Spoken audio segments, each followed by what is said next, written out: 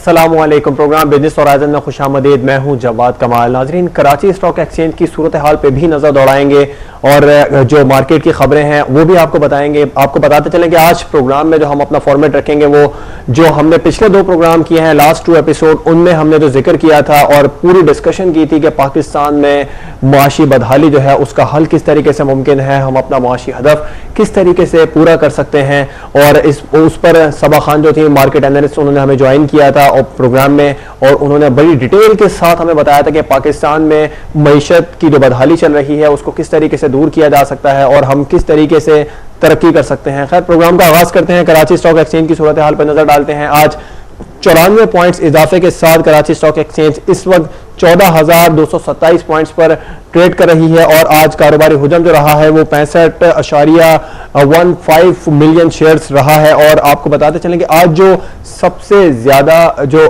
Highest point रहा है stock exchange में वो 14,247 पॉइंट रहा है और लोएस्ट पर जो मार्केट गई है वो गई है 14,116 पॉइंट्स तक मार्केट गई है। कल कराची स्टॉक एक्सचेंज में 300 पॉइंट का इजाफा देखा गया था और आज भी स्टॉक एक्सचेंज में जो है वो 80 पॉइंट्स का इस वक्त इजाफा देखा जा रहा है। और ये जो इजाफा देखा जा रहा है इसकी जो सबसे बड़ी और अहम वजह सामने आ रही है वो ये सामने आ रही है कि पाकिस्तान और अमेरिका के ताल्लुकात कुछ बेहतर होते नजर आ रहे हैं। चूंकि पाकिस्तान और अमेरिका की सरमायाकारी एक दूसरे के साथ बहुत ज्यादा जुड़ी है और इस वजह से लोगों को भी, जो कारोबारी हजरात हैं, उनका भी इंटरेस्ट नजर आ रहा है।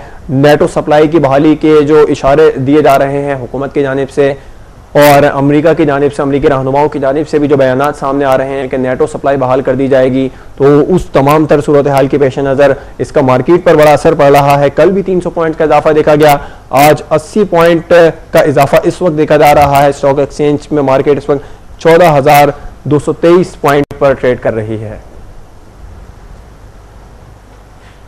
स्टॉक एक्सचेंज की सूरत हाल आपको बताए, कुछ कारोबारी खबरें शामिल करते हैं प्रोग्राम में। टॉप 100 वर्ल्ड बैंक रैंकिंग 2012 ने द बैंकर के लिए पाकिस्तान के नेशनल बैंक ऑफ पाकिस्तान को अव्वल पोजीशन पर करार दे दिया। पाकिस्तान में नेशनल बैंक ऑफ पाकिस्तान 1970 से बैंकिंग सेक्टर में अपनी खिदमात सर अंजाम दे रहा है। लकी सीमेंट लिमिटेड ने अपने मुआहदे के मुताबिक हैदराबाद इलेक्ट्रिक सप्लाई कंपनी को 20 मेगावाट बिजली की फराहमी शुरू कर दी है। लाहौर चैम्बर ऑफ कॉमर्स के वफ्द ने मैनचेस्टर चैम्बर ऑफ कॉमर्स का दौरा किया, जिसका मकसद नई मंडियों और तिजारती मौके की तलाश था। पाकिस्तान ब्यूरो ऑफ स्टैटिस्टिक्स के मुताबिक माली साल 2011-2012 में महंगाई की शरह 11.3% रिकॉर्ड की गई, जो कि हुकूमत के सालाना टारगेट 12% से कम है। लेकिन माहिरीन के मुताबिक रवां माली साल 2012-2013 के दौरान महंगाई की शरह में मजीद इजाफा होगा। वजारत पानी और बिजली 783 अरब रुपए के सर्कुलर डेट में कमी ना कर सकी, जिसकी वजह से लोड शेडिंग के दौरानिये में मजीद इजाफा हो जाएगा।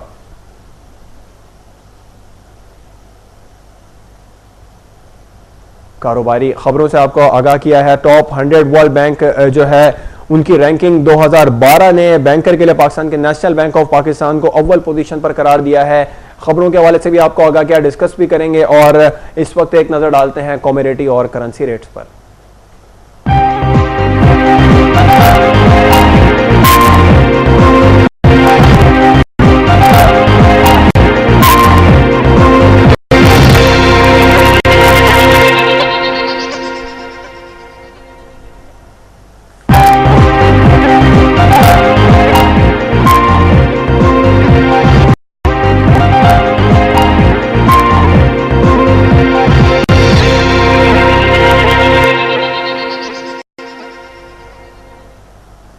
करेंसी और कमोडिटी रेट्स आपने देखे और आपको बताएं कि हमने लास्ट 2 एपिसोड में जो जिक्र किया था और मुकम्मल तौर पर ये जानने की कोशिश की थी कि पाकिस्तान में जो माशी बहरान चल रहा है, हमारी मईशत तबाही के धाने पर जो पहुंच चुकी है, पाकिस्तान में कारोबार ख़त्म होता चला जा रहा है, इसका क्या हल है, किस तरीके से इससे निजात पाई जा सकती है और पाकिस्तान तरक्की हासिल कर सकता है।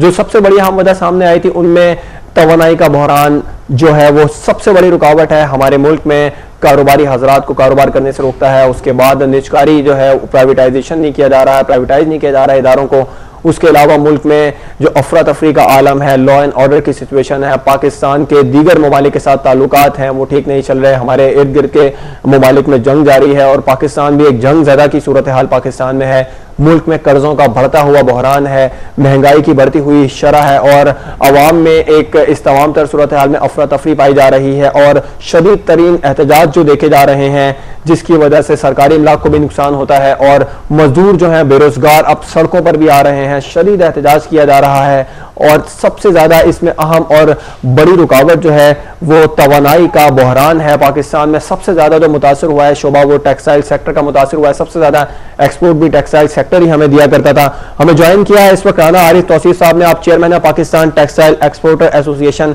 फैसलाबाद के, आपसे इस तमाम तर सूरत हाल में डिस्कस करते हैं। राना साहब प्रोग्राम में खुशामदीद कहेंगे। जी थैंक यू जी। राना साहब हम बात कर रहे हैं कि मुल्क में मुआशी बहरान इसका हल किस तरीके से मुमकिन है, टेक्सटाइल सेक्टर पे बड़ा असर पड़ता है अगर मुल्क में मुआशी बहरान आए। सबसे पहले चूंकि सबसे बड़ी इंडस्ट्री है पाकिस्तान में, ये माली साल 2011-2012 के दौरान सनती पैदावार बहुत मुतासिर हुई है। टेक्सटाइल एक्सपोर्ट को माली साल 2011-12 की निस्बत $2 अरब का नुकसान भी उठाना पड़ा है। ऐसे क्या इकदाम किए जाएं जिनकी बदौलत एक्सपोर्ट में इजाफा हो और मुल्की तिजारती खसारा जो है उसमें कमी हो सके? जी शुक्रिया जी। सबसे पहले तो मैं एक पॉइंट है जी जो सबसे ज्यादा इम्पोर्टेंट है वो है एनर्जी क्राइसिस। इसमें इलेक्ट्रिसिटी भी है, इसमें गैस भी है, लेकिन अल्हम्दुलिल्लाह ये कुछ लास्ट वीक से इलेक्ट्रिसिटी तो काफी बेहतर हो गया है, इसके तो काफी अच्छे साथ है, लेकिन गैस की हमें प्रेशर की शिकायत आ रही है। ये दो चीजें ऐसी हैं कि ये अगर इंडस्ट्री को मिले तो ये हम अपनी प्रोडक्शन सही तरह कर सकते हैं। नंबर 1 तो ये है जी। नंबर 2 इसमें तो सबसे बड़ा इशू है मुसलसल 3 साल से तो हमारे ड्यूटी ड्रॉबैक्स, ये मैं आपसे बात कर रहा हूँ सिर्फ की एक्सपोर्ट बढ़ाने के लिए जी। नंबर 2 है जो उनसे हमारे ड्यूटी ड्रॉबैक्स हैं, कस्टम रिबेट्स हैं या कोई लोकल ड्यूटी ड्रॉबैक्स हैं या सेल टैक्स है, ये कोई 2 से 2.5 साल हो गए हमें पेमेंट ही नहीं ये कर रही गवर्नमेंट। इस टाइम ब्लॉक करके बैठे हुए बराए नाम, जब हम शोर मचाते हैं तो बराए नाम दे देते हैं ये कर ले। एक तो हम वैसे ये पीछे 1 साल से लिक्विडिटी क्रंच में ऊपर से ये अगर हमें ये मिल जाए तो ये हमें सपोर्ट हो जाएगी। ये वो पैसे हैं जो हमारे पैसे हैं, तो हम अपने पैसे वापस मांग रहे हैं, 2-2.5 साल हो गए, हमें हमारे पैसे ही दे दें तो हम उसके ऊपर चल रहे हैं। एक्स्ट्रा हम कोई ऐसी बात नहीं कर रहे हैं। नंबर 3 पे जो है कि लोकल ड्यूटी ड्रॉबैक्स, वो एक ऐसी आइटम है कि जो सी प्रोटेक्शन ड्यूटीज होती हैं जिनमें पॉलिएस्टर फाइबर हो गया, फिलामेंट जार्न्स हो गए या अपना डाइज एंड केमिकल हो गए, रोटी स्क्रीन हो गई, ये वो ड्यूटी है जो सी गवर्नमेंट लोकल इंडस्ट्री को प्रोटेक्शन करने के लिए इंपोर्टर के ऊपर लगा देती है कि जी ये आप इंपोर्ट करेंगे तो सस्ती आपको पड़ेगी और हमारी लोकल जो इंडस्ट्री है वो डैमेज होगी। हम कहते हैं आप प्रोटेक्शन करें, बिल्कुल करें, लेकिन उसको जो एक्सपोर्ट होती है वो 0 रेटेड पे होती है। एक्सपोर्ट दुनिया में 0 रेटेड है। जब हम दुनिया में मुकाबले पे जाएंगे तो सस्ता रॉ मटेरियल या सस्ती चीज मिलेगी, दुनिया में कंपटीशन करेंगे, वो ड्यूटी ड्रॉबैक्स है। या तो हमें वो ड्यूटी ड्रॉबैक्स जो है वो हमें रिफंड की जाए, अगर ये रिफंड नहीं कर सकते तो हमारी रिक्वेस्ट है कि उसको खत्म कर दिया जाए। प्रोटेक्शन ड्यूटीज इंपोर्ट के ऊपर जो लगा रहे हैं ये इसको खत्म कर दें ताकि हम सस्ती चीज मंगवाएं और अपनी चीजें बनाएं और इसको कर दें। अगर ये 3-4 इकदाम गवर्नमेंट कर देती है, इन राइटिंग भी मैंने लिख के प्राइम मिनिस्टर साहब को भी भेजा है, प्रेसिडेंट साहब को भी भेजा है, फाइनेंस मिनिस्टर साहब को भी भेजा है। अगर ये 2-3 इकदाम गवर्नमेंट कर दे, मैं आपको गारंटी कर सकता हूँ आज $2 बिलियन नहीं $3 बिलियन हम तो कर रहे हैं कि इस साल हमारी एक्सपोर्ट कम हो जाएगी। अगर ये हमें ये कर दें, ये 3 आइटम्स कर दें, तो ये मैं आपको गारंटी करता हूं कि 1 साल के अंदर ना सिर्फ हम ये $3 बिलियन को कवर करेंगे और एक्स्ट्रा $3 बिलियन कमा सकेंगे। और राना साहब आपको लगता है कि हुकूमत इन तीनों पॉइंट्स में से किसी एक पर मान लेगी? देखें एनर्जी क्राइसिस तो आपके सामने है, सितंबर से हम शोर मचा रहे हैं, जो हो रहा है आपके सामने है। बाकी जो है ये भी हम कर रहे हैं। अगर ये हमारे पास इतना फैसलाबाद में इतना इंफ्रास्ट्रक्चर है अल्हम्दुलिल्लाह, अगर ये 3 पॉइंट्स हमें ये कर दें तो हम ये $14 का जो टारगेट था इनका जो पीछे अब कम होके ये 11-12 बिलियन रह जाएगा, तो ये मैं आपको गारंटी करता हूँ कि ये $20 बिलियन पे हमारे, क्योंकि हमारे पास इंफ्रास्ट्रक्चर है। इस टाइम फैसलाबाद की तमाम इंडस्ट्री टेक्सटाइल की 25% कैपेसिटी पे रन कर रही है। एक्सपोर्टर्स की जो अपना प्रोसेसिंग की इंडस्ट्री है ये 25% पे रन कर रही है। तो अगर ये इंफ्रास्ट्रक्चर हमें ये मुहैया कर देते हैं 3 एक्ट में हमारी मान लेते हैं, ये सिर्फ फैसलाबाद नहीं, ये थ्रू पाकिस्तान की मैं बात कर रहा हूँ। पाकिस्तान में कराची भी है जो मतलब टेक्सटाइल की कर रहे हैं। तो ये इंफ्रास्ट्रक्चर हमें मिलता है तो इंशाल्लाह ताला हम इसी $14 बिलियन को हम हटा के $20 बिलियन पे ले जाएंगे। और ना सिर्फ फॉरेन एक्सचेंज आएगा बल्कि ये जो बेरोजगारी की एक लहर चल पड़ी है मुल्क में, लॉ एंड ऑर्डर सिचुएशन खराब है और हर बंदा इस टाइम परेशान है और पूरी इकोनॉमी इस टाइम डिस्टर्ब है क्योंकि 65% जो है वो टेक्सटाइल पे बेस कर रही है हमारी इकोनॉमी। और अगर वो डिस्टर्ब होगी तो सारी इकोनॉमी डिस्टर्ब हो जाएगी, ये तमाम इकोनॉमी की पोजीशन क्लियर हो जाएगी। और मैं परेशान इस बात पे हूँ कि ये गवर्नमेंट के छोटे छोटे इश्यूज हैं इनकी तरफ तवज्जो नहीं कर रही है। और अगर ये तवज्जो कर लें तो ये जो बेनजीर इनकम सपोर्ट पे 1000 रुपए दे रहे हैं या अदर आइटम पे दे रहे हैं, ये सब खत्म करके ये सिर्फ इंडस्ट्री चला दें, बजाय मजदूर को ये जाके हाथ ला के 1000 रुपए जो दे रहे हैं उसकी जगह मजदूर अपना काम करके खुशहाली की रोटी कमा सकते। जी अच्छा राणा साहब, पाकिस्तान को यूरोप में GSP+ स्टेटस मिलने का इम्कान है, इससे पाकिस्तान के एक्सपोर्ट को कितना फायदा हो सकता है, हमारी मईशत पे कितना असर पड़ेगा इसका? डेफिनेटली जब GSP+ का में मिलेगा तकरीबन कोई ये 9 से 10% ड्यूटी जो वहां पे हमारे कस्टमर को लगती है, वो जब 10% ड्यूटी उसको नहीं लगेगी तो वो पाकिस्तान की तरफ राग़िब हो जाएगा कि वहां से मैं इंपोर्ट करता हूँ। क्योंकि अभी हमारे क्लोज कंपटीशन में बांग्लादेश आ जाता है, बांग्लादेश को ये फैसिलिटीज मिली हुई है, अगर हमें ये मिल जाएगी तो इंशाल्लाह ताला हमारी एक्सपोर्ट और बेहतर हो जाएगी। जी अच्छा राणा साहब, यूरोपीय मालियाती बहरान जो इस वक्त चल रहा है, पाकिस्तान के एक्सपोर्ट ऑर्डर्स पर कितना फर्क पड़ रहा है इससे? और चाइना और इंडिया में यूरोप और अमेरिका की जानिब से एक्सपोर्ट ऑर्डर्स में भी कमी वाक़ई हुई है। देखिए सर, मैं फिर एक मुख्तसर सी बात करूंगा कि कोई भी कस्टमर, हाँ इवन मैं भी अगर यूरोप में बैठा हुआ हूँ ना जी, अगर मैं भी यूरोप में बैठा हूँ और मेरा पाकिस्तान में ऑफिस है, अगर मुझे कोई वो 5% 10% महंगी चीज मिल रही है और चाइना से मुझे 5-10% सस्ती मिल रही है तो मैं चाइना से मंगवा लूंगा, अपने ऑफिस से नहीं मंगवाऊंगा। उसकी रीजन है कि अगर मैं 10% अपने ऑफिस से मंगवाऊंगा महंगी चीज तो जो मेरा कॉम्पिटिटर वहां पे बैठा है जो चाइना से इम्पोर्ट कर रहा है वो मुझे खत्म कर देगा, मैं मार्केट में कम्पीट नहीं कर सकूंगा, मुझे खत्म कर देगा। ये जो ग्लोबल मार्केट में जब हम जाते हैं ना तो ये कोई इतने ज्यादा मार्जिन नहीं होते हैं, ये 1%, 0.5%, 1%, 2% की गेम में हम खेलते हैं। तो ये इसके लिए हमें कॉम्पिटिटर होना बड़ा जरूरी है कि हमें यहाँ पे सस्ते से सस्ता बनाया जाए ताकि हम दुनिया में मुकाबला कर सकें। राणा साहब, मुल्क की मईशत तो तबाही के धाने पर है, आपने 3 पॉइंट्स रखे हैं कि इंपोर्ट ड्यूटी खत्म की जाए, एनर्जी क्राइसिस खत्म की जाए और लोकल ड्यूटी जो है उसमें भी जो ड्रॉप है उसको भी खत्म किया जाए। लेकिन हुकूमत की जानिब से ये इकदाम नहीं किए जा रहे हैं, बेनजीर इनकम सपोर्ट प्रोग्राम पर अरबों रुपए खर्च किए जा रहे हैं, भारत से जो है वो तिजारत की बात की जा रही है, ये कितनी इफेक्टिव है हमारी मईशत के लिए, जिसको सबसे ज्यादा अहम रखा जा रहा है कि भारत से अगर तिजारत की जाए तो इसमें बेहतरी होगी पाकिस्तान की? देखिए सर, फ्रैंकली मैं आपको एक बात बताऊं, ये जो भारत से ट्रेड की ये बात कर रहे हैं ना, इस गवर्नमेंट का अगर कोई अच्छा काम है तो ये भारत से ट्रेड का ये काम है, क्योंकि वहां पे 1.25 अरब की पॉपुलेशन है, हमारे पाकिस्तान में 18 करोड़ की पॉपुलेशन है। ठीक है जी, अगर ये 1.25 अरब की मार्केट हमें मिलती है तो हम इंशाल्लाह ताला बहुत अच्छी परफॉर्मेंस, हमारी जो इंडस्ट्री है उसकी भी ग्रोथ होगी और एक्सपोर्ट की भी ग्रोथ होगी। ये हमें करना चाहिए। अगर हम इस बात से डर रहे हैं कि जी मेडिसिन उनकी सस्ती है हमारी महंगी है, तो मेरा ख्याल है नहीं चाहिए। कंपटीशन में हमेशा ग्रोथ होती है, उसमें मुकाबला करना चाहिए। अगर हम इस बात से डर रहे हैं कि जी वहां की चीज सस्ती, और किस बात से हम डर रहे हैं, क्या उनकी बिजली में सस्ती है या कोई और चीज सस्ती है? राणा साहब, हम माशी तौर पे बहुत ज्यादा कमजोर हैं, ऐसा नहीं महसूस हो रहा कि भारत आएगा और यहां से अपना कारोबार करके चला जाएगा, हमें उसका बेनिफिट बहुत ही कम मिलेगा जितना कि भारत उठाएगा? सर देखें, आप इसको डिस्कस हम करते हैं कि टेक्सटाइल फॉर एग्जांपल है, अल्हम्दुलिल्लाह यहाँ पे जब हेमटेक्स में हम जाते हैं, एक हमारा होम फर्निशिंग का एग्जीबिशन है, या मेडअप्स गारमेंट्स में हम जाते हैं, तो अल्हम्दुलिल्लाह हम यहाँ पे चाइना, बांग्लादेश, इंडिया को हम अपने करीब नहीं आने देते। यानी हमारी क्वालिटी जितनी अच्छी है, हमारी अपना परफॉर्मेंस बहुत अच्छी है, इंफ्रास्ट्रक्चर हमारे पास बहुत ज्यादा है। अब जैसे मैं फैसलाबाद की एग्जांपल आपको देता हूँ, हमारे खुड़ियावाला रोड पे जितनी इंडस्ट्री लगी है, शायद वहाँ पे भारत में उतनी कैपेसिटी की इंडस्ट्री ना टेक्सटाइल होम फिनिशिंग की अल्हम्दुलिल्लाह हम बहुत आगे हैं उनसे, लेकिन अब हम पीछे रिवर्स गियर लग रहा है। अब भारत अपने वहाँ पे जो इन्वेस्टर है उसको ये जो पाकिस्तान का माहौल है उसका फायदा वो वहाँ के इन्वेस्टर्स को दे रहा है। यहाँ से जितनी इंडस्ट्री टूट के मतलब है कि डिसमेंटल हो रही है तो या बांग्लादेश का इन्वेस्टर ले जा रहा है या इंडिया का इन्वेस्टर ले जा रहा है। और ये हमारी बदकिस्मती है कि जो चीज में हम अबूर हासिल करते हैं इस टाइम हम उसको छोड़ रहे हैं और हमारा कॉम्पिटिटर इंडिया या बांग्लादेश उसको कंट्रोल करने जा रहा है।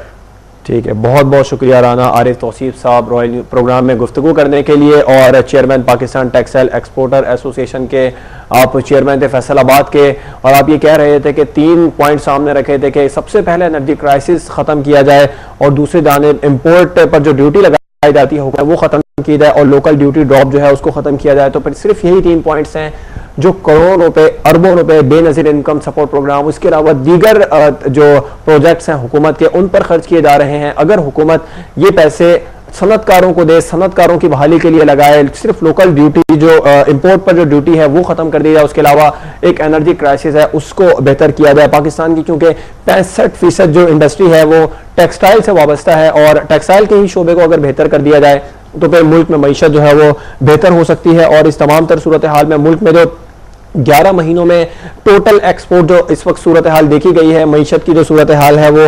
21.5 बिलियन जो डॉलर्स की देखी गई है, जबकि पिछले साल ये 25 बिलियन डॉलर्स थी और अभी ये सिर्फ 11 महीने की है। ज्यादा से ज्यादा अगर जो बढ़ी तो वो 21.5 मिलियन डॉलर्स है तो 22 मिलियन डॉलर्स हो जाएगी लोकल एक्सपोर्ट जो टोटल देखी गई है। जबकि टेक्सटाइल सेक्टर की अगर हम बात करें तो पिछले साल 14 बिलियन डॉलर जो टेक्सटाइल सेक्टर में जो है उसकी ट्रेड देखी गई थी। इस साल जो है वो तकरीबन साल के अख्ताम पर 12 बिलियन डॉलर टेक्सटाइल की जो वो लोकल एक्सपोर्ट है वो देखी गई है। कितना ज्यादा इफेक्ट पड़ रहा है ईयरली देखा जाए, मंथली देखा जाए तो हुकूमत की इस तमाम तर सूरत हाल में कारकर्दगी है ये भी एक सवालिया निशान नजर आ रही है। अवाम को बजाय रोजगार देने के अवाम को आप एक किस्म की खैरात दे रहे हैं, घर बैठे हुए पैसा दे रहे हैं, तो इसमें आप अवाम कोई बहुत अच्छा प्रोजेक्ट नहीं है, ये अवाम को एक किस्म से माजूर किया जा रहा है, वो सूरत हाल पैदा की जा रही है। हमें ज्वाइन किया है इश्तियाक बेग साहब हैं, आप चेयरमैन हैं federal chamber of commerce and industry की जो स्टैंडिंग कमेटी है ऑन टेक्सटाइल के लिए, उसके आप चेयरमैन हैं, आपने हमें ज्वाइन किया है। मारूफ सनतकार भी हैं, आपको कारोबारी खिदमात के सिले में सदारती अवार्ड से भी नवाजा गया है। इश्तियाक बेग साहब प्रोग्राम में खुशामदीद कहेंगे। शुक्रिया, अस्सलाम वालेकुम ji, thank you very much ji. Ishtiaq Baig Sahab, Pakistan की इकोनॉमिक ग्रोथ 5 सालों में 7% से कम होकर 3.7% तक गिर गई है। अब ऐसे क्या इकदाम किए जाएं जिनकी बदौलत पाकिस्तान की मईशत बहाल हो जाए? देखिए, आपने बड़ा सही कहा। स्टेट बैंक और वर्ल्ड बैंक की एक रिपोर्ट आई है जिसमें उन्होंने कहा था अगर पाकिस्तानी गुर्बत में कमी करना चाहता है तो कम से कम हमें कांस्टेंट 5 साल 6% हमारी जीडीपी होनी चाहिए। और अगर आप देखेंगे तो इन 5 सालों में हमारी जो एवरेज जीडीपी आई है वो 3% आई है और इस साल हम जो है वो अपना टारगेट जो थे वो अचीव नहीं कर सके।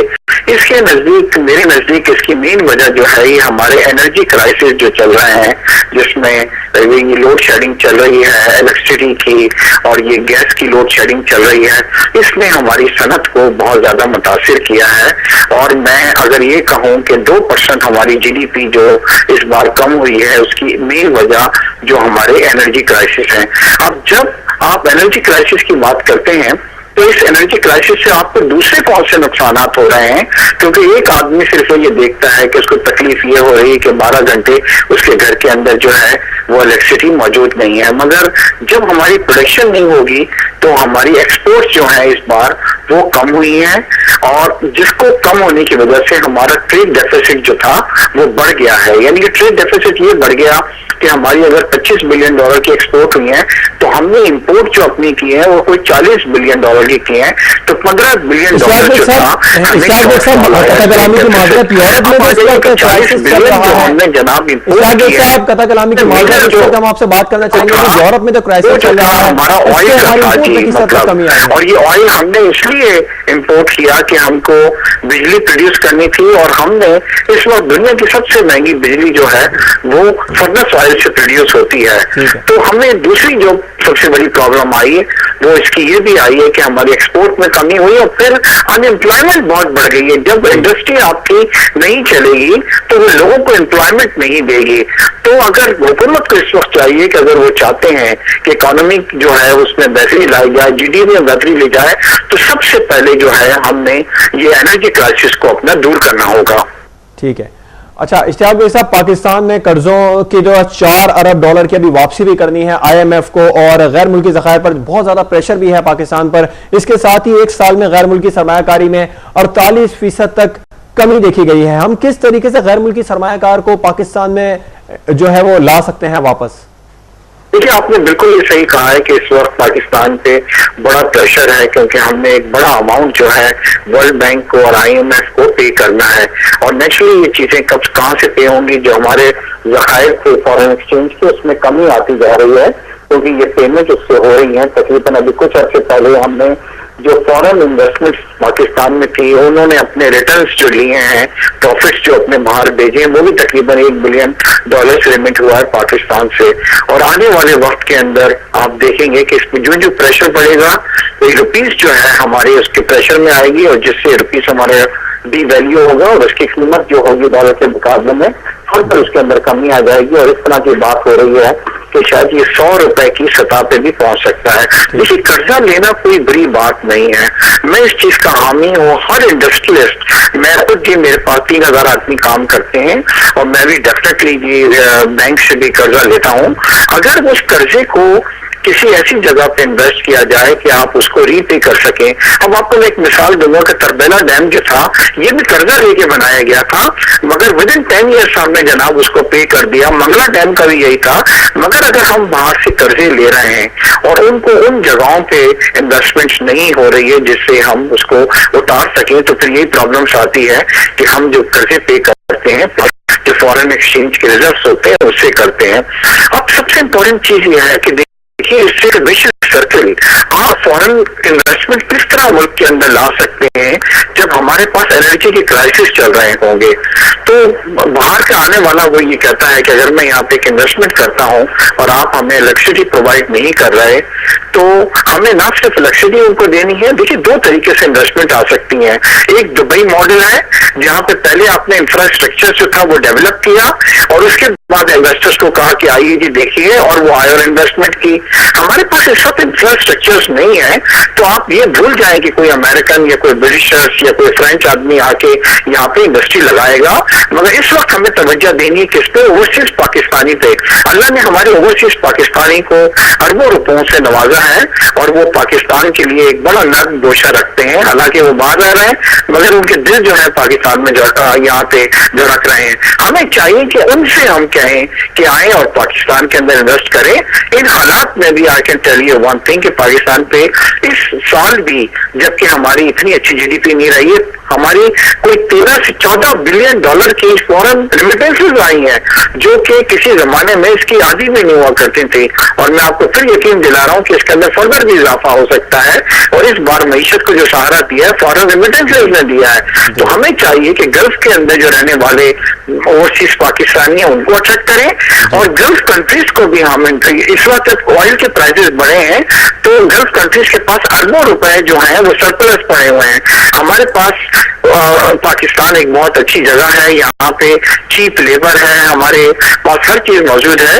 अगर हम गल्फ, देखिए सब पाकिस्तान में सबसे ज्यादा इन्वेस्टमेंट जो है वो दुबई में की हुई है, टेलीकॉम सेक्टर्स में की है, बैंकिंग सेक्टर्स में की है।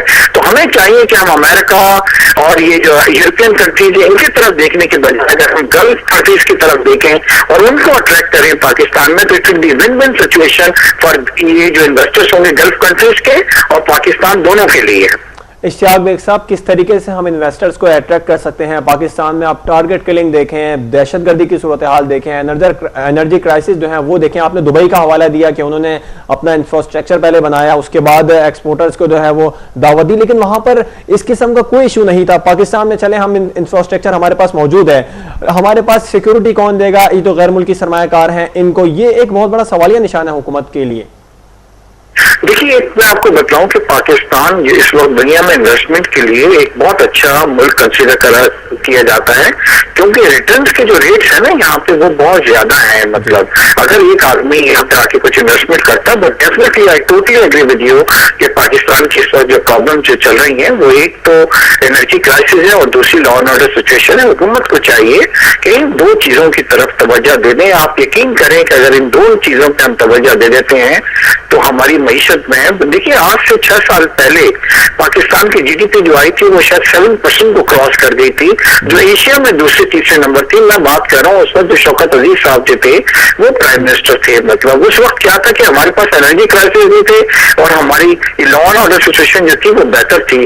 तो ये दो चीजें अगर हम कंट्रोल कर लें तो वो दिन दूर नहीं है कि जब हम जीडीपी को फिर दोबारा 7% के ऊपर ले जा सकते हैं। अच्छा इश्तियाक बेग साहब, हुकूमत को अपने ही टारगेट को रिवाइज क्यों करना पड़ता है? अब खुद तस्लीम नहीं करती कि उनसे अपने टारगेट अचीव नहीं हो रहे हैं? देखिए, होता है कि जब बजट अनाउंस किया जाता है तो उससे बड़े एम्बिशियस टारगेट्स जो हैं वो रखे जाते हैं, और ये पाकिस्तान में कई सालों से हो रहा है कि वो तालियां बजाई जाती हैं और बड़े अच्छे टारगेट्स, मगर बाद में तो जब हम जमीनी हकाइक को देखते हैं तो उसके बाद उनमें रिवाइज करते हैं। जैसे जीडीपी का आपने अपने इंट्रो के अंदर जो आप जिक्र कर रहे थे उसमें भी ये जो टारगेट 4.5% का जो रखा गया था ये भी एक रिवाइज टारगेट हुकूमत का था जो भी अचीव नहीं हो सका।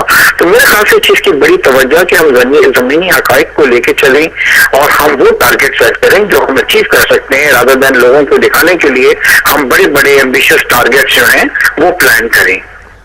इश्तियाक बेग साहब, साउथ एशिया में पाकिस्तान में डिस्काउंट रेट सबसे ज्यादा है, जबकि मुआशी तरक्की की शरह जो है वो सबसे कम है। शरह सूद को किस तरह कम किया जा सकता है कि हम सनती पैदावार में इजाफा कर सकें? देखिए, यहाँ पे भी मेरा जवाब यही है कि जब आज से 6-7 साल पहले जब हमने 7% जीडीपी अचीव की थी उस वक्त सिंगल डिजिट के अंदर हमारा इंटरेस्ट रेट था, 6-7% पे, और पाकिस्तान ने सबसे ज्यादा तरक्की की थी, सबसे ज्यादा एम्प्लॉयमेंट प्रोवाइड की थी और हमने अपनी एक्सपोर्ट्स में भी बहुत फर्दर इजाफा किया था। क्योंकि दुनिया में इस वक्त जो ट्रेंड चल रहा है वो डिस्काउंट रेट के अंदर कमी है, ना कि इजाफा। अगर आप जापान में देखेंगे तो 0% चल रहा है, इंग्लैंड में आप 2% के ऊपर काम हो रहा है, क्योंकि स्टेब्लिश फैक्ट है कि कम डिस्काउंट रेट्स के ऊपर जो है आप ज्यादा तरक्की कर सकते हैं। 16-17% के ऊपर आप इंडस्ट्री को नहीं चला सकते, और ये पाकिस्तान के अंदर हो रहा है कि फर्दर इन्वेस्टमेंट्स नहीं हो रही है।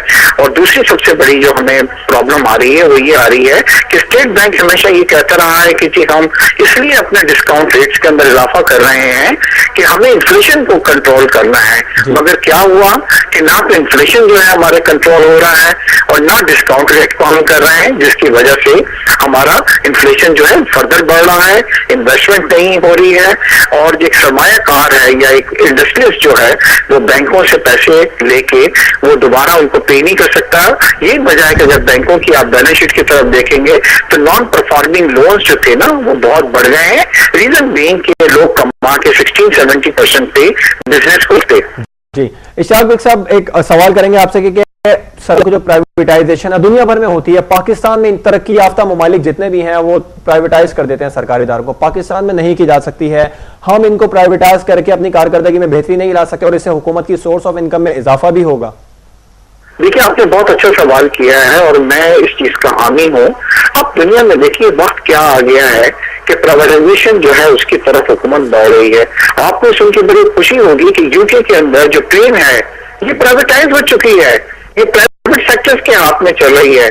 कुछ कंट्रीज की एयरलाइंस जो हैं वो प्राइवेट सेक्टर पे रन कर रहे हैं। मैं इस चीज का हामी हूँ कि देखिए हुकूमत का काम जो है वो इंडस्ट्री चलाना नहीं है, हुकूमत का काम जो है वो स्टील मिल चलाना नहीं है, हुकूमत का काम है फैसिलिटेशन करना, मतलब बिजनेसमैनों को, इन्वेस्टर्स को और दूसरे लोगों को। आप यकीन करें कि अगर ये चीज हम प्राइवेट सेक्टर्स को या पब्लिक सेक्टर्स के अंदर ले आते हैं तो इसके अंदर काफी हद तक आप देखेंगे कि इसके अंदर, क्योंकि देखिए हुकूमत के बहुत सारे वीक पॉइंट्स होते हैं। हुकूमत की कोशिश ये होती है कि लोगों को जॉब, मेरी आज 3,000 आदमी काम करते हैं, कल को अगर सपोज मुझको कोई मिनिस्टर या हुकूमत ये कहती है कि जी 500 आदमियों को आप अपने यहाँ रख लो, तो मैं कहूँगा आई एम सो सॉरी जी, मैं तो उनको अपॉइंट नहीं कर सकता, क्योंकि मेरी जो स्ट्रेंथ है मतलब वो आउट हो जाएगी, मेरा तो प्रोजेक्ट जो है वो डिफॉल्ट कर जाएगा। मगर हुकूमत क्या करती है कि लोगों पर जब प्रेशर होता है एम्प्लॉयमेंट्स का, अब अगर आप स्टील मिल की तरफ देखते हैं, आप पीआईए की तरफ देखते हैं, आप रेलवे की तरफ देखते हैं, तो इनकी जाने की वजूहत जो है ये भी है कि यहाँ पर बहुत ज्यादा सरप्लस जो है स्टाफ जो है वो भर्ती कर दिया गया है।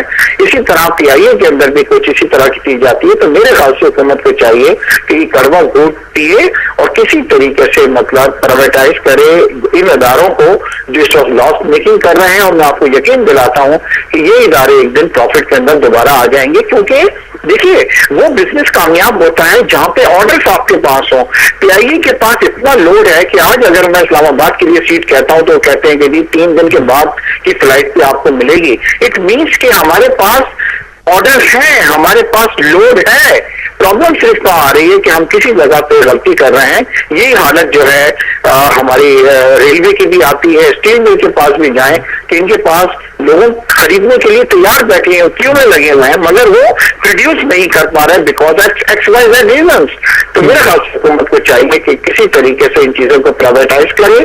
और मैं आपको यकीन दिलाता हूं कि प्राइवेट सेक्टर जो है इन चीजों को दोबारा प्रॉफिट के अंदर ला सकता है। ये बड़े वाइबल यूनिट है, ये हमारे क्राउन ज्वेल्स है हमारे कंट्री के। जी ठीक है, इदारों को प्राइवेटाइज तो हुकूमत को करना ही होगा अगर मुल्क को तरक्की याफ्ता देखना चाहते हैं। एक आखिरी सवाल आपसे करेंगे, भारत से तिजारत में कितना फायदा होगा पाकिस्तान को? देखिए इस वक्त हम कुछ कह नहीं सकते। मैं सिर्फ एक चीज के फेवर में हूं कि रीजनल जो ट्रेड है वो बड़ा कामयाब रहा है जिस मुल्क में भी हुआ है। इस वक्त यूरोपियन यूनियन को अगर आप देखते हैं तो इनकी 60% तिजारत जो है वो अमंग द कंट्रीज है जो यूरोपियन यूनियन में है। इस तरह नाफ्टा को आप देख लीजिए, इसी तरह एशियान को आप देख लीजिए। मगर अब वक्त आ गया है कि हम अपने रीजनल कंट्रीज के साथ बैठ के ताल्लुकात में इजाफा करें और तिजारत बढ़ाएं, क्योंकि ये और जगहों पे ये कामयाब रही है। मगर इसमें इंडिया को भी एक रिस्पॉन्सिबिलिटी आयद होती है कि वो भी एक ऐसे पार्टनर का मतलब रोल प्ले करे कि विन विन सिचुएशन हो, ये पाकिस्तान के लिए और इंडिया के लिए भी। अगर इंडिया ने ये सोचता है कि जैसे बांग्लादेश को उसने एक बहुत बड़ी मार्केट अपना समझ लिया और अपनी चीजें वहां पे डंप कर रहा है कि वही वो पाकिस्तान में करेगा, तो फिर ये चीज कामयाब नहीं होगी। इंडिया को भी ये चाहिए कि ये इस तरह का ट्रेड हो जिसमें पाकिस्तान को भी फायदा हो। और मुझे उम्मीद है मतलब कि हुकूमत ने जब भी ये बनाया है मोस्ट फेवर्ड नेशन का, उसके अंदर उन चीजों की एक नेगेटिव लिस्ट भी रखी है कि जिससे हमारी सनत को नुकसान हो सकता है। मगर मुझे उम्मीद है इंशाल्लाह कि ये जो चीज है रीजनल जो ट्रेड है एक हमारी नीड है और इंशाल्लाह ये कामयाब रहेगी। जी ठीक है, बहुत बहुत शुक्रिया इश्तियाक बेग साहब, आपसे बहुत सारे सवाल थे करने के लिए, लेकिन इस वक्त टाइम बहुत कम है, इसलिए आपसे इजाज़त चाहेंगे। इश्तियाक बेग साहब, आप चेयरमैन हैं स्टैंडिंग कमेटी के, फेडरल जो है चैम्बर ऑफ कॉमर्स है, इंडस्ट्री है हुकूमत के। आपसे भी मजीद इस हवाले से भी डिस्कशन करेंगे। रैपअप का टाइम बिल्कुल भी नहीं बचा है और इस वक्त जो है वक्त बहुत शॉर्ट है। इजाज़त दीजिए, अल्लाह हाफिज़।